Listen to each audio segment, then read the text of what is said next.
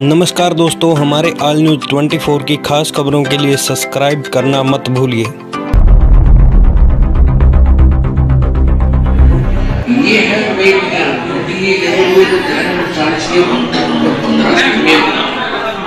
अब छठे अध्याय के 16वें श्लोक में फिर ये भी कहा कि तुम ये लोग न तो रोज खाने वाले का और न बिल्कुल न खाने वाले का।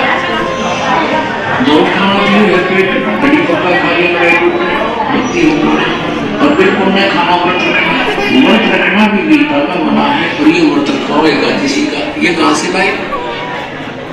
और न बहुत सहन करने वाले सोने वाले का और न अधिक जागने वाले का सिद्ध होता है। यानी अब ये साधना भी जो इसने बताई है काल भगवान ब्रह्म ने,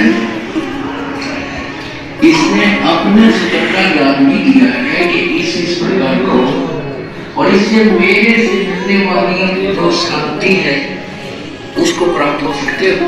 कुछ भी लाभ नहीं होगा। गीता की अध्याय नंबर 16 के श्लोक नंबर 23 के अनुसार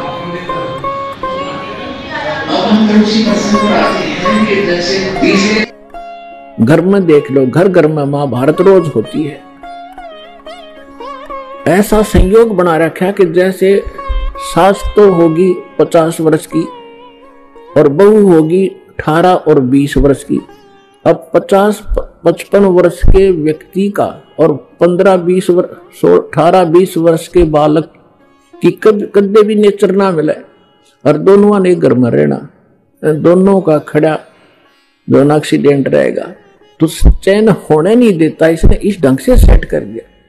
तो पुण्यात्मा, इसका और कोई विकल्प नहीं है। एक तो ज्ञान समझे और ज्ञान समझ कर फिर उस ज्ञान के आधार से शांति हो सकती है। एक उदाहरण है, एक सास अपनी बहू को बहुत ताड़ती थी, धमकाती, खुड़काती थी, छोटी छोटी बातों पर घना दुखी कराया करती। तो एक दिन उसने उसकी सास को, उसकी एक सहेली बुढ़िया थी, वो कहने लगी कि बहन चल सत्संग सुनकर आते हैं, मैं आज लेट होगी, थोड़ी देर होगी, मुझे अकेली में जा नहीं सकती, तो मेरे साथ चल।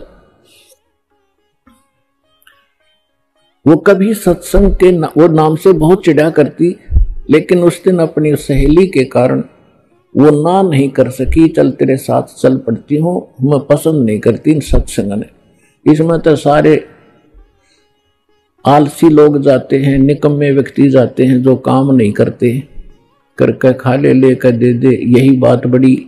इस तरह के फार्मूले हमारे सभी के थे। तो बुढ़िया चली गई तो वहां ज्ञान सुना। सत्संग में यही बताया जाता है कि जो भाग्य में लिखा है वो तो होना ही होना है। जैसे कोई नुकसान हो गया घर में, कोई करके कुछ नहीं, अपने घर में हानि, और फिर भी हो जाता किसी भी कारण से, तो फिर दूसरे जो बड़े होते हैं वो छोटों के पीछे पड़ जाते हैं। सास बहू के पीछे पड़ जाएगी, इतना नाश कर दिया, तू आगा पीछा नहीं देखती है, घर का नाश करेगी, कड़ा मचवा दे। तो सत्संग में बताया जा रहा था कि नुकसान होना था वो तो हो लिया, वो तो होना ही था। अरे अब बेमतलब की राड भी क्यों कराया करो, तुम भगवान पर भरोसा रखो। हो गया, ना जाने के कर टूटना था, थोड़े में टल गई। और पुण्यात्मा, साबुन और जल का स्वभाव है कपड़े का मैल अवश्य उतारेगा जब उसके संपर्क में आ गया, और प्रयोग करने वाला ठीक सा आदमी होगा, जानकार हो। तो सत्संग में आने से अवश्य आत्मा में चोट लग गए। और अब तक हमने जो ज्ञान सुना था उस पर आधारित हो गए, जब ये सुनांगे तो हम क्यों ना इधर डाइवर्ट होंगे। उस बुढ़िया का घड़ी समझ में आ गई, सचमुच होना हो तो हो ही चुका होता है, और बाद में बेमतलब की बकवास राड बढ़ाने वाली बात है वो तो और अशांति फैलती है। उसने दीक्षा भी ले ली। अब एक दिन क्या हुआ, उसकी पुत्र बधू भैंस का दूध निकाल के और ऊपर कड़ियों में से एक कड़ा टांगा करते, लोहे का सरिया सा, नीचे हुक बना के उसमें बाल्टी टांग देते दूध की, बिल्ली और कुत्ते के बचाव से। तो उसकी पुत्र बधू ने दूध निकाला, 5-6 किलो दूध एक समय का, और उसमें वो टांगने लगी ऊपर ने। उसने वो अंदाजा सा प्रैक्टिस हो रही थी, उसमें लगा के गज के लगते ही शरीर के और नीचे न करके छोड़ देती थी, वो फिट हो जाता था, उसमें टंग जाता था। उस दिन गलती से दूसरी साइड में लग गया वो और उसने छोड़ दिया। वो सारी बाल्टी मुंह मुंह आई, सारे फर्श पर दूध फैल गया। अब वो पुत्र वधू दूध की तरफ ना देख रही थी, बुढ़िया की तरफ देख रही थी कि ये तोप के गोले छोड़ेगी। मायूसी होकर देख रही थी तो बुढ़िया बोली, बेटी कोई बात ना, आज ये हमारे भाग में नहीं था, इसको जैसा भी उठा ले ऊपर ऊपर का और भैंस को पिला दे।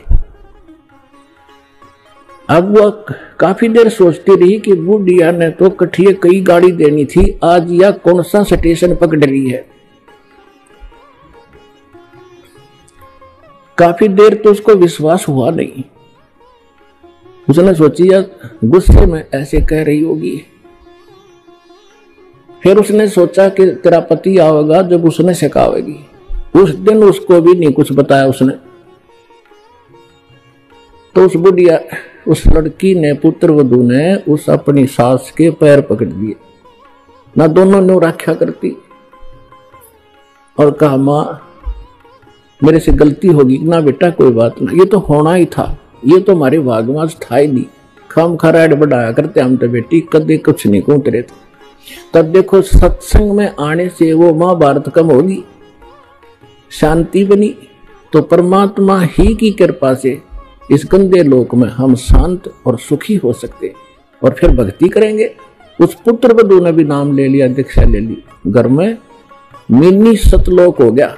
जीव जो ना सत्संग में आया, जीव जो ना सत्संग में आया, भेद ना उसे भजन का पाया, उसे भजन का पाया। गरीब दास को भी बावड़ा बताया, बंदी छोड़े को भी बावड़ा बताया, के कर ले इस दुनिया शानी का।